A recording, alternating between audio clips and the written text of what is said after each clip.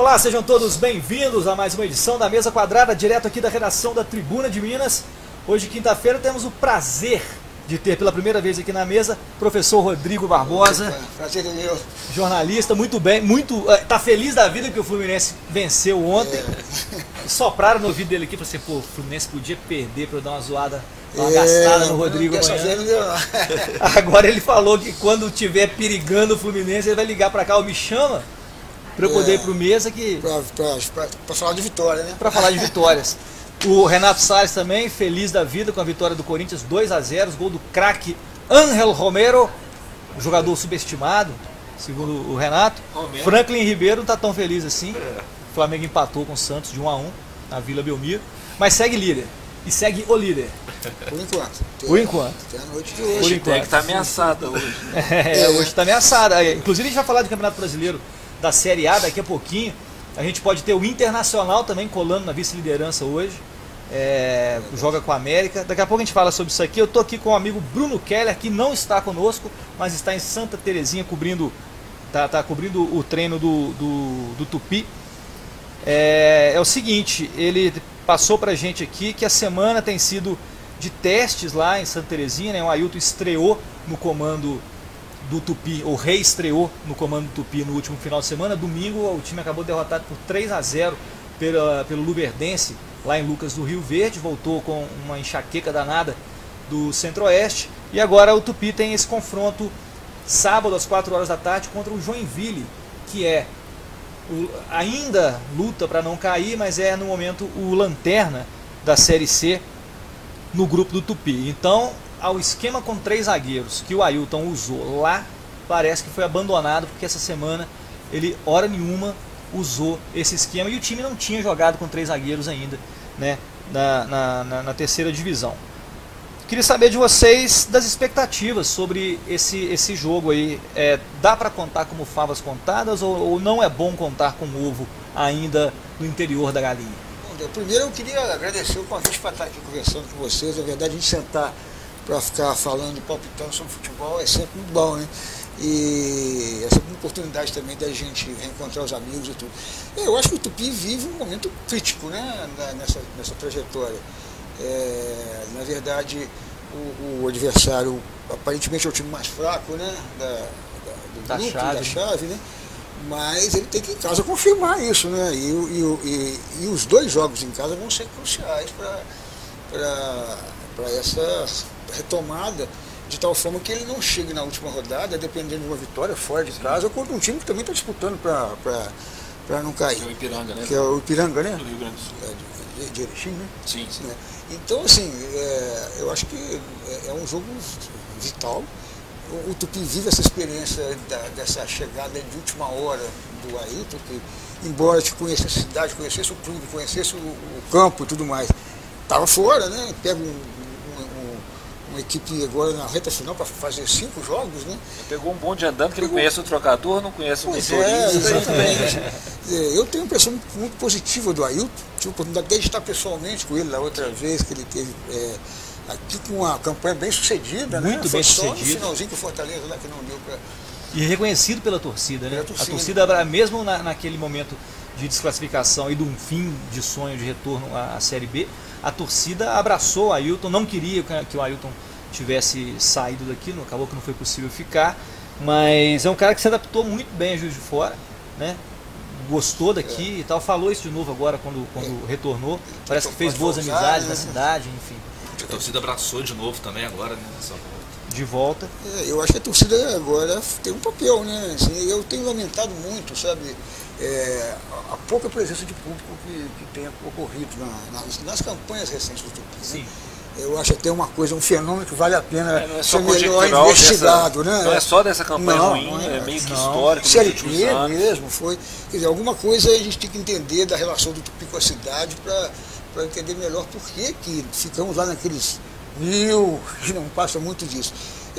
Houve, eu acho que uma iniciativa de reduzir, né, o preço dos ingressos agora. Já tem para esse jogo, sim, era 20, meia entrada 10. Era 30, 15, né, passou para 20, 10. Vamos esperar que as pessoas vão lá, né, e participem, incentivem, porque o risco do rebaixamento para a Série D existe, é muito sério, a gente não pode deixar de falar isso. e seria muito ruim para essa trajetória recente, que é uma trajetória positiva, né, na média geral do Tupi nos últimos anos. É muito importante, na minha visão, a manutenção do Tupi na Série C. Hoje o Tupi tem que brigar para ser um time de Série C. Um time que vai disputar a Série C e vai estar sempre disputando para chegar a B e tal. A realidade permite, nesse eu acho momento... até que ele já é um time de Série C. Pelo momento que ele chega na Série B, como um ponto totalmente fora da curva, ele chega na Série B, se ele conseguir se manter, ele consegue se estabilizar como um time de Série C. Depende muito para mim dessa partida. Você jogando em casa, com a corda no pescoço quando pitar, receber o time que é o lanterna do grupo, tem que se impor, jogar para dentro e ganhar a partida. Não tem outro resultado imaginável do Tupi, se ele quiser se consolidar, como você disse, como um time de Série C. Para mim, o grande adversário dele nessa briga é o Ipiranga.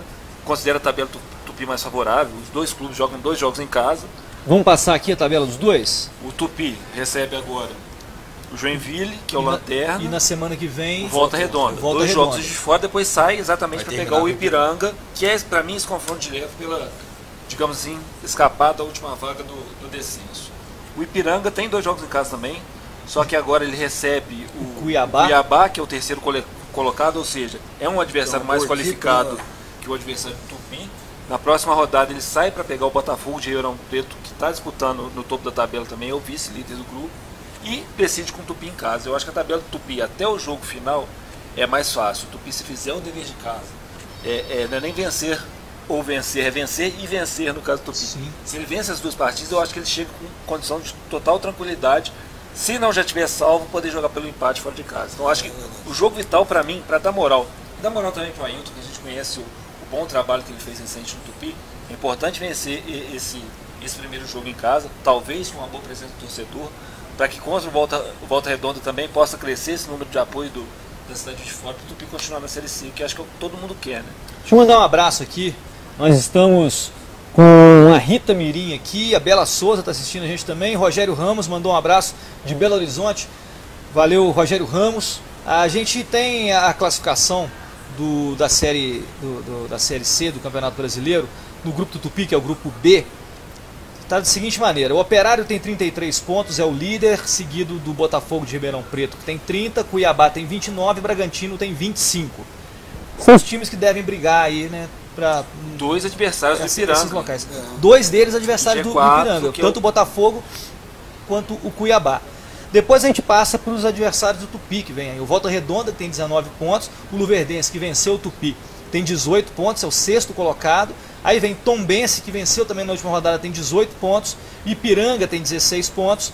Tupi tem 14 e Joinville tem 10 pontos. Quer dizer, esses adversários do Tupi, dos próximos adversários, o Volta Redonda tem 19 pontos, ou seja, o Tupi está 5 pontos atrás do Voltaço. É importante tirar esses 3 pontos. O Joinville tem 10, ainda almeja ficar fora da zona de rebaixamento. Não é muito pouco provável, mas está aí na luta. E o Ipiranga, que é, como o Renato disse, o adversário direto, está 2 pontos do Tupi. Uma coisa interessante, olhando a tabela aqui, é o Volta Redonda, que é o próximo adversário do Tupi. Ele ainda sonha em chegar ao G4, mas é uma circunstância muito difícil. Ele está 6 pontos do 4º colocado, que é o Bragantino, sendo que faltam 9 pontos em disputa. Ou seja, dependendo dos resultados dessa rodada do fim de semana, o Tupi pode pegar o Volta Redonda já sem aspiração alguma no campeonato. Nem será rebaixado e tampouco tem chance de chegar ao G4, o que pode facilitar ainda mais o caminho do Tupi. Não facilitar, né? Mas assim, tornar mais fácil quando comparado com a tabela do Ipiranga, que pega 2 times que estão no G4. O curioso que aconteceu nesse ano é que esses 4 times se destacaram acima da média dos demais, né? Não estão chegando no final. São 2 campeonatos uma grande diferentes. disputa pela passagem para a próxima fase, né? Isso é curioso e pode ter uma influência nesse momento final, porque embora praticamente classificados todos os 4, eles disputam posições que fazem diferença na próxima fase, né? Porque, se não me engano, o 3º e 4º colocado fazem o segundo jogo fora de casa, ali o primeiro e o segundo, no cruzamento contra a Chelsea. E o cruzamento contra equipes então, teoricamente eles também mais estão fracas. disputando posições importantes ali, né? Embora já estejam praticamente classificados entre os 4 primeiros colocados, faz diferença ser primeiro, segundo, terceiro ou quarto, e isso vai colocá-los em campo com necessidade de vitória também. E além de jogar em casa, salvo engano, tem os resultados iguais, né? O que também favorece o interesse do time querer ficar em primeiro e segundo do grupo. O Volta Redonda hoje, no sábado, vai enfrentar o Tombense. Times que também estão disputando na mesma faixa de classificação, né? Quer dizer, aí aquela coisa de falamos um jogo de 6 pontos, né? O Tupi só tem jogo de 6 pontos daqui até o final do campeonato, desde semana passada, né? Até o final. O Bruno Keller passou pra gente aqui a escalação do treino de hoje até o momento em que ele mandou a mensagem aqui para nós. O time da treinado para Julián, Rodrigo Dias, Diogo, Sidmar e Magalhães, Marcel e Rodrigo Dantas, Diego Luiz, depois Fábio Henrique, Petita, João Reis e João William e o Reis de centroavante. É uma formação mais ofensiva do que a que jogou lá em Lucas do Rio Verde. E chama atenção o fato de ter só o Marcel de volante de contenção, né? Quer dizer, o Ailton sabe, o time tem que ir pra cima. A diferença é que primeiro você vai jogar fora de casa, ou talvez um empate fora de casa naquele momento, por exemplo, o pensaria um ponto do Ipiranga. Seria um resultado interessante. O Ailton não teve tanto tempo de trabalhar para aquela partida, então é compreensível que ele optasse por uma escalação mais preservada, jogando um pouco mais atrás. Não deu certo, não foi o caso. Agora ele tem que vencer, pega um adversário que é frágil, que é o lanterna da competição, você tem que ir para cima. Dentro do grupo, que é limitado, não vejo tanta opção para ir além disso. Então acho que é confiar no poder motivacional que a gente sabe que o Ailton tem, ele aproveitando essa semana para trabalhar opções táticas dentro de campo. E o que eu falo, o Rodrigo lamentou, a presença do torcedor é pequena, mas é importante que o torcedor esteja ao lado do Tupi nesse momento. E um detalhe nessa escalação aí, a gente tem também já uma mudança, não só, né, pelo fato dos 3 zagueiros não mais agora no time do Tupi, né, essa formação agora voltando àquela até mais ofensiva um pouco, né, o retorno também do Magalhães e equipe, e o Rodrigo Dias entrando no lugar do Afonso, né, isso já dá também uma mudança no Tupi, o Afonso que sai por uma questão de lesão também, e o Rodrigo entra ali agora voltando à titularidade. Ele já foi há um tempinho lá atrás, alguns outros jogos do Tupi, e acho ele um pouquinho diferente ali de atuação, e até gosto da atuação dele em jogo também. Então acho que a gente já pode ver um Tupi um pouquinho diferente já nesse jogo, já com essa entrada agora, esse retorno de titularidade do Rodrigo e a volta do Magalhães ali no meio, fazendo um pouco, do outro lado, fazendo um pouquinho essa diferença. Esse treino do Tupi, daqui a pouquinho no site da Tribuna de Minas, com a reportagem do Bruno Keller. Você que está no plantão de sábado, Renato? Não, estava sábado passado, nesse eu posso ir lá ver o jogo como torcedor. Então eu estarei aqui trabalhando, preparando também a cobertura aqui do site sobre esse jogo decisivo, acho que posso chamar de decisivo, para o Tupi. No Série A do Campeonato Brasileiro, aproveitar aqui a presença do nosso querido Rodrigo Barbosa, tricolor, feliz da vida com essa vitória de ontem, que rendeu a demissão do Roger, do comando do Grêmio. O Roger não consegue emplacar, né? O Roger teve despontou no Grêmio, né, como uma promessa interessante de treinador. Ele sempre foi um jogador que eu lembro dele, o Roger tem afetivamente uma memória muito importante para nós, que ele fez um gol do título do Fluminense na Copa do Brasil. Como o Ailton, técnico do Tupi, também tem uma memória. O Ailton também teve uma participação fundamental no gol de barriga do Renato. Mas eu tive a oportunidade de dar na súmula o gol foi dado para o Ailton. Pois as pessoas se esquecem, o gol de barriga ficou tão famoso, né, tão emblemático, que se esquecem da grande jogada que fez o Ailton pela direita, que resultou no gol. Mas o Roger, ele despontou, eu acho que já como jogador, ele me parecia um jogador muito ligado às questões da organização do time, as entrevistas dele eram sempre pertinentes, observando as características do jogo, e ele fez um início muito interessante no Grêmio. Eu acho que ele tem alguma responsabilidade na formação desse time do Grêmio, que acabou... Sim, o próprio Renato Gaúcho admite isso mais à frente. Mas, infelizmente, depois as coisas não deram muito certo. E certamente não foi porque ontem o Palmeiras não ganhou que o Roger caiu, né? Já uma derrota para o Fluminense. Honestamente, eu acho que o Roger é motivo para demissão. Eu acho que ele não cai por resultado. Não. Porque se você olhar, ele sai do Palmeiras com 68% de aproveitamento, que no Brasil é um aproveitamento de time que disputa a parte de cima do Campeonato Brasileiro. Ele sai com a melhor campanha da Libertadores, da primeira fase da Libertadores, com um grupo que tinha o Boca Juniors, que é o favor de todo mundo. Você não imagina que um time vai enfrentar o Boca Juniors 2 vezes, tem a melhor campanha da primeira fase da Libertadores, e o Roger Machado conseguiu isso. Foi finalista do Campeonato Paulista, enfim. Eu acho que o problema dele não é de resultado. Talvez seja uma análise de desempenho, talvez seja uma questão política, que no Palmeiras está muito efervescente, que esse ano é ano de eleição, e tem pressão a famosa turma do amendoim, como o Filipão chamou lá atrás, está sempre pressionando politicamente. Então eu acho que assim, aquilo que o Rodrigo falou, o Roger desponta com uma capacidade muito interessante e de fato não consegue emplacar trabalhou com bons elencos, que resulte em título, mas nesse caso do Palmeiras, um técnico sabe que 68% de aproveitamento, em termos de resultado, é sim um bom resultado. Eu acho que o Roger ele paga um pouco, primeiro pelo clima do Palmeiras. Assim, a pressão lá é muito grande. Muito investimento. Lá há uma efervescência, a participação dos sócios, daquela turma toda lá, sempre muito pesada. E esse ano, o Renato lembrou bem, ele ainda tem um processo de mudança na presidência lá, a presidenta ameaçando se sair, tirar o patrocínio, enfim, uma série de circunstâncias assim. Fora o fato de que foi feito um grande investimento, se espera de um time não menos do que o título, é meio uma cobrança assim, nesse nível, né? E talvez a consideração foi que ele já estava. Eu acho muito curioso é que nós voltamos agora da Copa do Mundo. Os clubes ficaram parados 40 dias. Joga 2 jogos a gente falava isso aqui com o Jair, né? Na segunda-feira a gente falou sobre isso no caso do Jair. E outra, a semelhança não para aí. 2 times que fizeram campanhas excelentes na Libertadores, na primeira fase da Libertadores, que estão por jogar a Libertadores daqui a alguns dias e trocam de técnico agora na hora do campeonato mais importante para ambos os times. Por que não avaliaram os 2 treinadores antes da parada da Copa e deu ao novo treinador a possibilidade de fazer essa intertemporada, digamos assim? É uma loucura, uma falta de planejamento. Você já está identificando problemas, né, na conduta, problemas até no relacionamento com o elenco. Faz isso antes, você teria mais uma pré-temporada de 1 mês com um novo treinador. É muito. É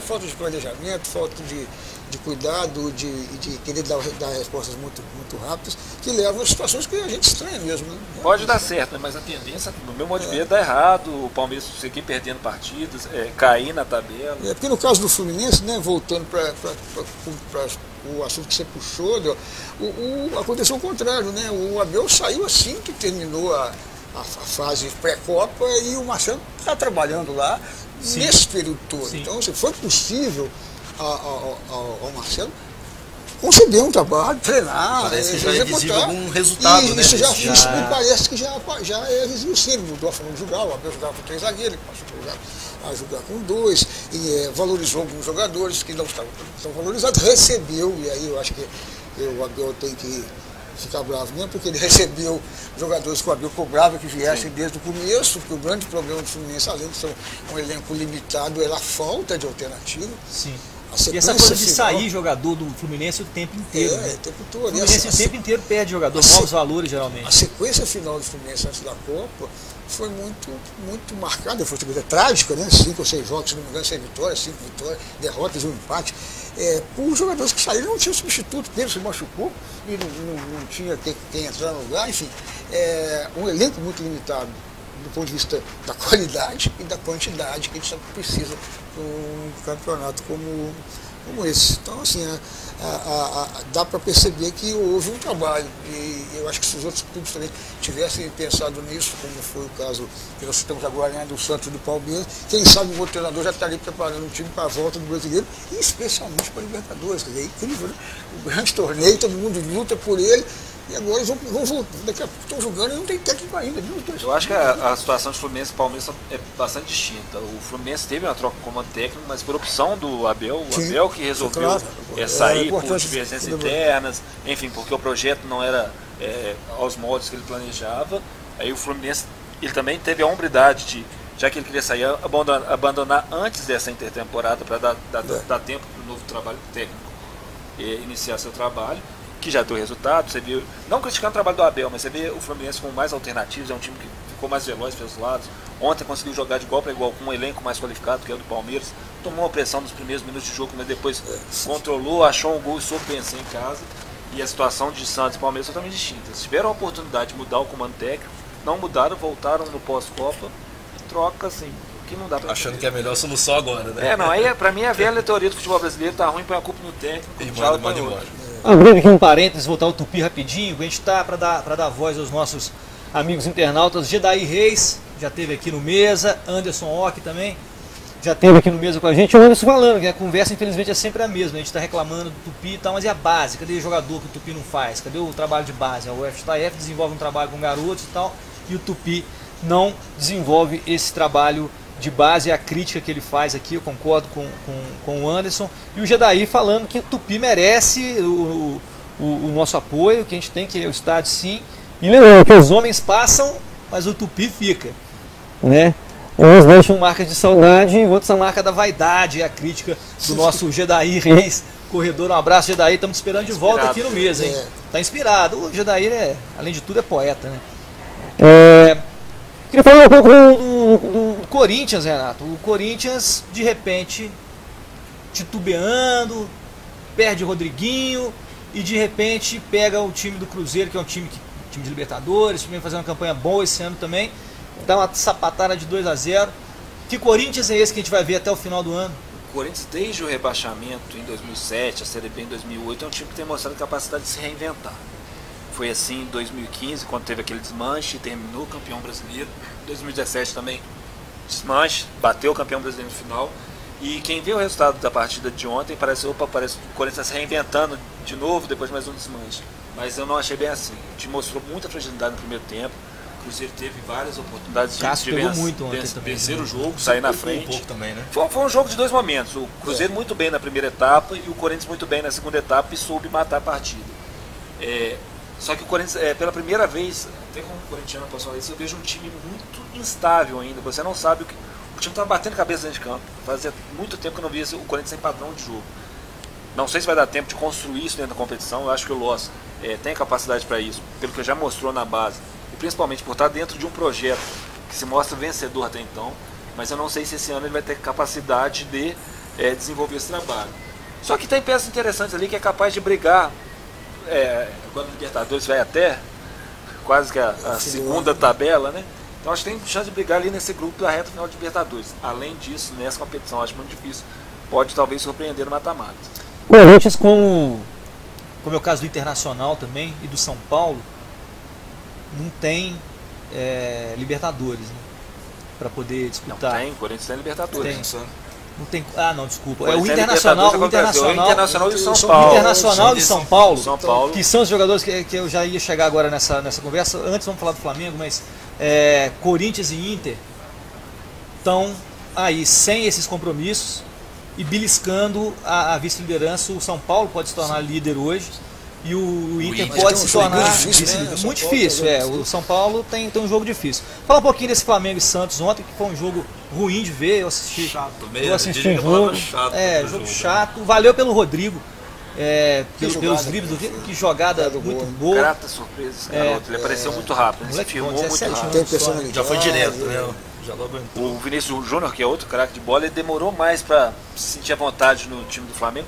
Também era um time mais qualificado, mais difícil dele achar brecha. Mas o Rodrigo não, já entrou no Santos. Isso acontece com o Santos que eu vou jogar frequentemente. Isso que eu comentar. Os jogadores aparecem jovens e não tem aquele negócio de ficar se adaptando durante 1, 2, 3 anos. A jogada ontem é de veterano, ele vai com toda tranquilidade, deixa 3 para trás, dá no pé do Gabigol. Você vê que ele confunde a marcação do pessoal de trás. Parece que é fácil, né? Parece que é fácil, mas quando você vê, o René vai e tenta parar a bola, ele engana completamente o René. Quando o Hever vai, já não dá mais tempo de segurar o cara. Então você vê que ele tem uma facilidade enorme de deslocamento. Isso é um grande diferencial já ali. Ele é um jogador habilidoso, inteligente e com personalidade, né? Tipo, tem 17 anos de idade, e isso realmente é uma característica, uma observação interessante, essa como que o Santos propicia essa oportunidade para a garotada, né? Eu acho que eles ali se sentem bem à vontade, por isso que essa quantidade de jogadores está sempre surgindo lá na Vila Belmiro.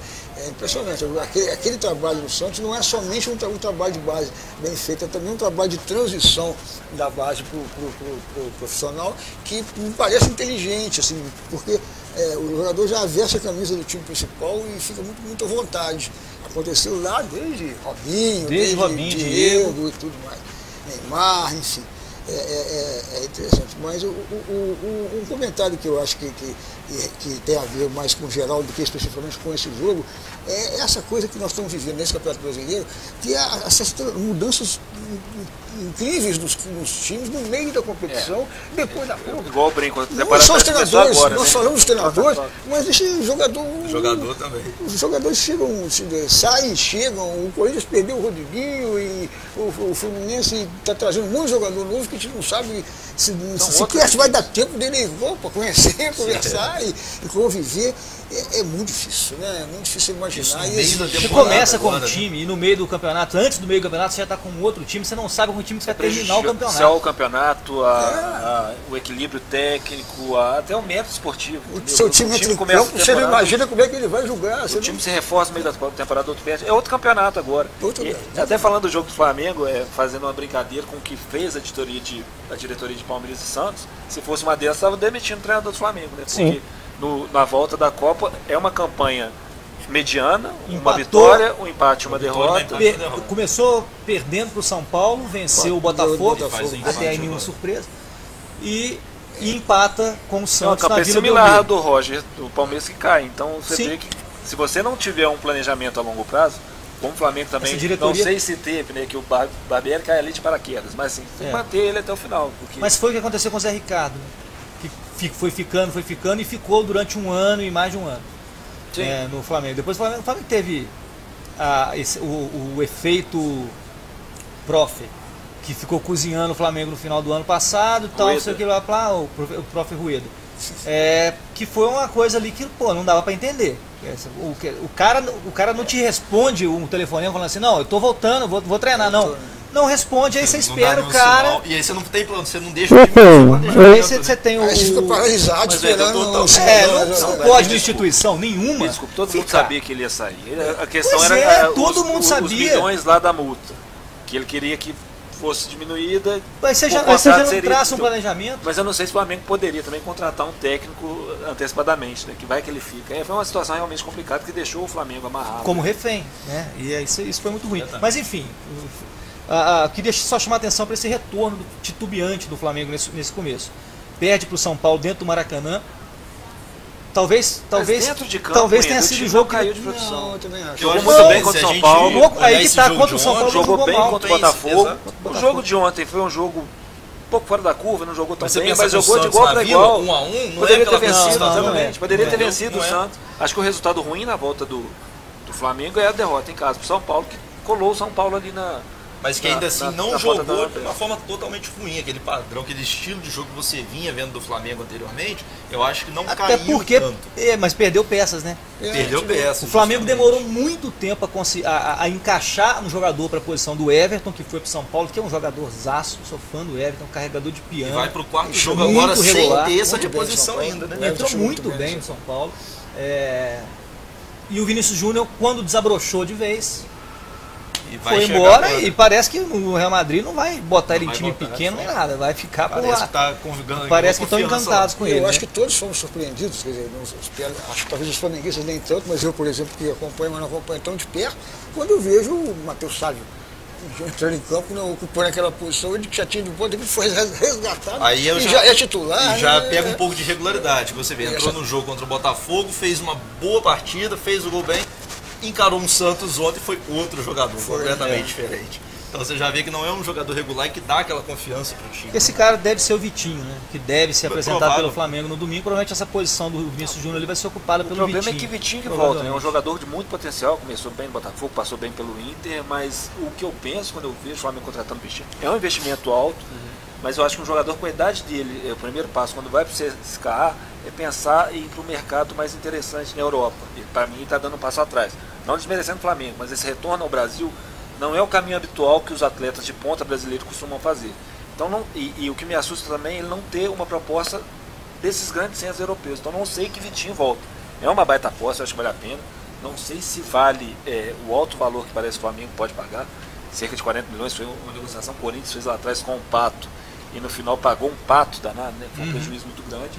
Mas ainda assim eu acho uma aposta válida. Mas não dá para certeza, né? Não dá para contar que ele vai ser a reposição do Vinícius Júnior, que vai ser a reposição do Everton lá atrás, como você disse. Quando o Everton Ribeiro veio para o Flamengo no final do ano passado, no meio do ano passado, eu acho que já se sabia que o Everton Ribeiro era jogador para esse ano. Talvez o Flamengo esteja pensando no Vitinho pro ano que vem. O que é mais inteligente. Pode ser. Vamos falar então dos caras que estão perseguindo aí o Flamengo. A rodada de hoje no Campeonato Brasileiro. Vou passar a rodada de ontem rapidinho aqui, vamos lá. A gente teve Fluminense vencendo o Palmeiras por 1-0, para alegria do Rodrigo Barbosa. O Atlético Mineiro vencendo o Paraná Clube por 2-0. O Paraná ontem jogou melhor do que eu imaginava que o Paraná pudesse jogar, criou muitas chances de gol. O Vitor fez... Pegou demais, pegou muito. Santos empatando com o Flamengo de 1-1, Corinthians vencendo o Cruzeiro de 2-0, para tristeza do nosso amigo Ricardo Miranda. Vitória e Sport jogam daqui a pouquinho, às 7h30 da noite. O Botafogo e Chapecoense, 7h30 da noite, esse jogo importante para o Botafogo também. O Botafogo perdeu para o Flamengo na última rodada. E um jogo anterior, na volta da Copa, deixa eu lembrar aqui. O Botafogo foi derrotado pelo Corinthians, então vem de duas derrotas, quer dizer, vai jogar em casa contra a Chape. Mas foi um 2-0 também esquisito. Que jogou muito bem. Tudo que não jogou contra o Flamengo, jogou muito mal contra o Flamengo, jogou contra o Corinthians. E aí fica a dúvida pro torcedor do Botafogo. O professor Márcio Guerra, por exemplo.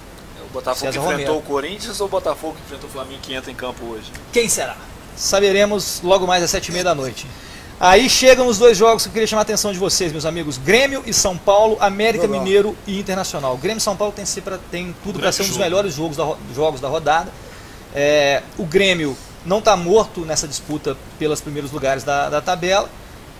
Tem vacilado, mas o São Paulo, se venceu, ultrapassa o Flamengo. Está 2 pontos de diferença, passaria 1 ponto. O Internacional, por sua vez, que enfrenta o América em Belo Horizonte, pode... No caso de um tropeço do São Paulo lá, bolar lá na frente. Pode buscar o terceiro lugar ali, né? Pode buscar o segundo lugar. Já, né? Porque nos critérios de desempate, no caso de uma derrota de São Paulo, nos critérios de desempate, o Inter chegaria ao mesmo número de pontos, mas teria um saldo melhor. E aí já colaria ele na segunda colocação. Então a pergunta que eu faço é se os senhores acham que esse time do Inter, eu perguntei isso na segunda-feira aqui também, pode ficar aí disputando esse G4, ou isso a gente tende a ver Atlético subir, Grêmio subir? No futebol brasileiro tudo pode. O campeonato é tão equilibrado e talvez nivelado por baixo pelo fato disso que a gente citou aqui, de as melhores peças saírem no meio do ano, a falta de planejamento. Então acho que é um campeonato muito nivelado para baixo, então tudo pode. O Inter vem fazendo uma boa campanha, está ganhando confiança, tem uma tabela muito mais interessante que os demais times, que a gente já falou aqui, que não disputa nem a Libertadores, que é a menina dos olhos de todos os clubes, que poupa jogadores para jogar Libertadores. O Inter não tem essa preocupação, nem com a Copa do Brasil. Então ele tem uma tranquilidade para fazer um planejamento maior para atingir um objetivo no Campeonato Brasileiro. Acho difícil bater campeão no final do ano, mas acho que pode sim disputar entre os 4 primeiros ali tranquilamente, tanto é que está disputando. Mas é uma surpresa de qualquer maneira, né? No começo nós... Se me perguntasse isso, início do campeonato. Assim como a gente olha para os times do Rio, a exceção do Flamengo, e sendo muito francos, né? Sabe que estão ali para no máximo lutar para não ser rebaixado primeiro e depois, quem sabe, beliscar alguma competição internacional. O Inter também, no princípio, ninguém imaginava que ele estaria brigando por vaga de Libertadores, coisa por isso. Mas isso é imprevisível. O próprio Atlético, Rodrigo, o próprio São Paulo. O São Paulo está disputando a ponta. O São Paulo vem de um momento de crise. O São Paulo cresceu muito rapidamente. Há pouco tempo, quase foi rebaixado. Deu uma ajustada no trouxe time. o Hernandes de volta, está brigando para não cair. O São Paulo vinha numa crise danada e agora pode ser líder da competição na rodada de hoje. É um campeonato muito equilibrado, né? Nesse sentido. Tabela nesse momento tem Flamengo com 31 pontos, o São Paulo com 29, mas joga daqui a pouquinho com o Grêmio. O Atlético Mineiro tem 26 pontos, o Internacional também tem 26 pontos, só que o Inter também joga daqui a pouco. Cruzeiro já jogou ontem, tem 24, Palmeiras tem 23, Grêmio tem 23, mas pode ir a 26 caso vença o São Paulo hoje. Corinthians 22, Fluminense 21 e Vasco da Gama tem 19 pontos, fechando aí os primeiros 10 colocados do Campeonato Brasileiro. Meus amigos, gostaria muito de agradecer a participação de todos vocês aqui hoje. O Franklin acaba assim rápido desse jeito, essa resenha ficaria aqui até amanhã ainda. Rodrigo, muitíssimo obrigado por ter vindo. Aprendeu o caminho. Vai ser sempre um prazer poder estar aqui com vocês quando for necessário. Por favor. Interessante, enfim. Por favor. Especialmente na véspera, me convide na véspera de jogos do Fluminense. Deu sorte. Eu vou dar uma olhada na tabela. Vou dar uma olhada na tabela e a gente combina isso daí. Talvez uma hora mais decisiva, né? Mas valeu, Renatinho, valeu, Letícia Londes aqui com a gente na técnica. A gente volta na próxima segunda-feira, tomara com boas notícias, tomara comentando aqui uma vitória do Tupi sobre Joinville, sábado lá no Estádio Municipal. O jogo acontece às 4 horas da tarde, programão para sábado, hein? Até lá!